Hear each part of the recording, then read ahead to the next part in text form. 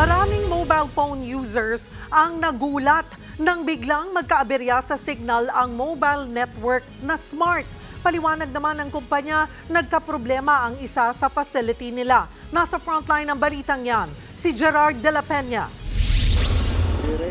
Pasado alas 7 kagabi nang biglang nawala ng signal ang Smart user at delivery rider na si Tonton habang nasa Novaliches sa Quezon City. Hindi siya makapag-text, makatawag o maka-access sa internet kaya nahirapan siyang ihatid ang mga dapat i-deliver na parcel. Hindi ko ma-drop off. So, anong nawala yung signal.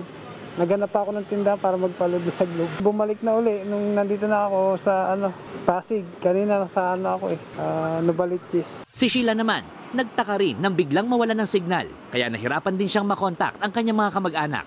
Lahat po ng koneksyon dyan, nandyan po nakasalalay. Kaya nawala ng mga 4 oras, 4 na oras eh. Nabiyaya ko ng galing Quirino po eh.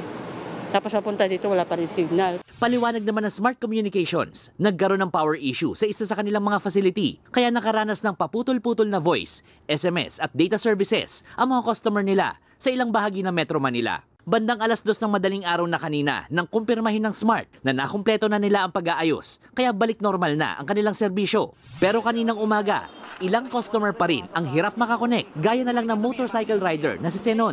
Nakakaunti lang daw ang nakuhang pasahero. Siyempre sir, hindi kami makakuha ng booking pagka yung data namin nagloloko. Wala nga po pumapasok sir kanina kasi nga yung internet mabagal.